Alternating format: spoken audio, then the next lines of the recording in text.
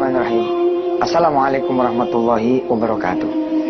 Pemirsa, terima kasih Anda telah banyak mengirimkan tweet ya ke Twitter saya atas izin Allah @Yusuf_Mansur. Dan ada beberapa pertanyaan yang tidak dimengerti oleh mereka-mereka yang bermasalah. Kenapa sih Ustadz Allah kok begitu jahat dengan kami, begitu kira-kira. Ada lagi yang ngirim, kenapa kok saya jadi punya utang banyak. Ada lagi yang bercerita saya kena kanker prostat. Ada lagi yang bercerita rumah saya diambil saudara saya.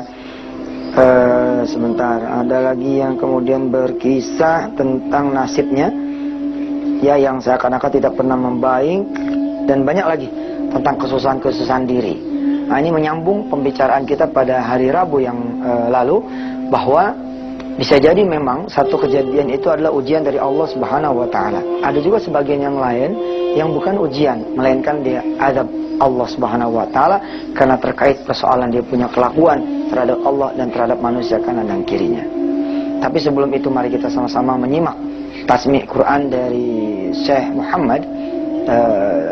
Doain pemirsa, insyaallah tidak akan lama lagi akan ada tasmi' di pesantren Darul Quran. Kami mengundang seluruh pemirsa Wisata Tian TV untuk hadir langsung di pesantren Tahfiz Darul Quran, menyimak bacaan Quran dari Syekh Muhammad langsung, yang akan berlangsung selama kira-kira 1 bulan. Mengenai tanggalnya nanti akan diberitahukan lebih lanjut lewat layar kaca ini. Baik, siapkan Al-Quranul Karimnya, siapkan hati, pikiran kita, telinga kita untuk mendengar bacaan dari Syekh Muhammad. أعوذ بالله من الشيطان الرجيم. وإذ قال موسى لقومه يا قوم إنكم ظلمتم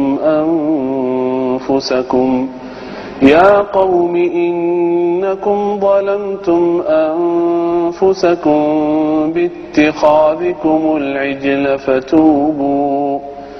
فتوبوا إلى بارئكم فاقتلوا أنفسكم ذلكم خير لكم عند بارئكم فتاب عليكم إنه هو التواب الرحيم صدق الله العظيم.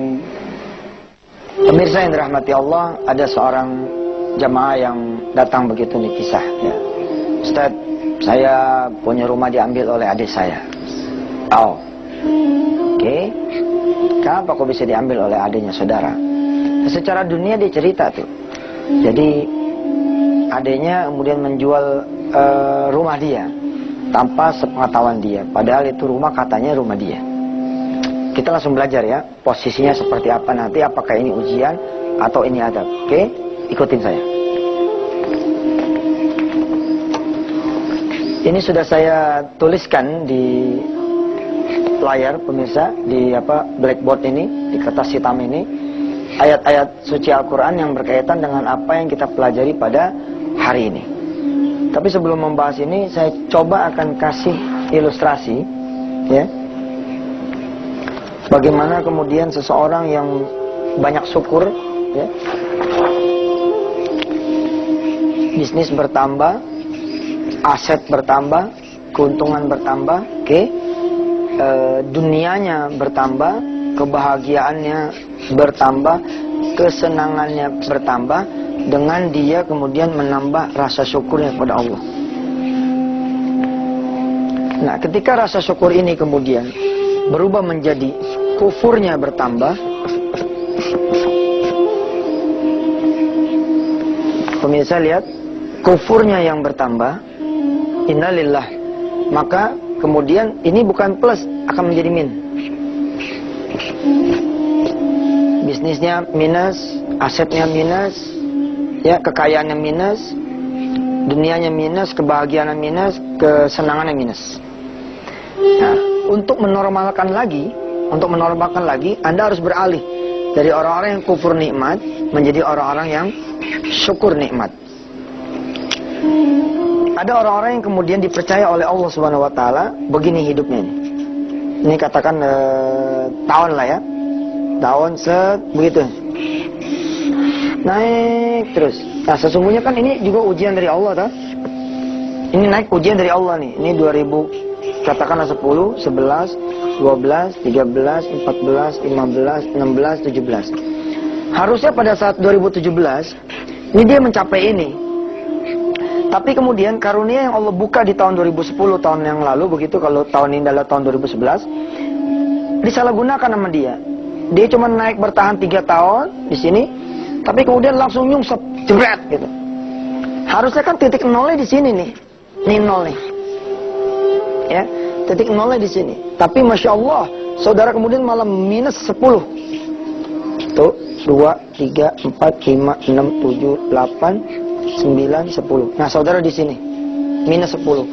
Nah, saudara yang membangun usaha dari nol, dikasih kesempatan oleh Allah, karena mungkin saudara rajin sholat malam, rajin berdoa, dan ada sesuatu dari Allah yang Allah lihat gitu. Ternyata saudara nggak mampu mempertahankan amanah dari Allah Subhanahu Wa Taala. Di tahun ketiga usaha Anda berzina. Di tahun ketiga Anda usaha, Anda durhaka sama orang tua. Di tahun ketiga Anda usaha, Anda kemudian katakanlah serakah, lalu mengambil harta orang.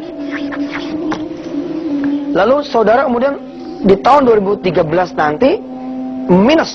Nih, alih-alih punya untung 10 miliar, saudara malah punya utang 10 miliar. Banyak orang tidak mengerti nih. Kenapa kok saya bisa jadi punya utang 10 miliar? Gitu. Ya, ada sebagian lagi bentuknya macam-macam kan, ya kan? Bentuknya tidak harus selalu minus tuh uang. Ini minus tuh bisa berbentuk apa? Penyakit. Ya. Saya pernah satu ruangan toilet dengan salah satu kru di Antv.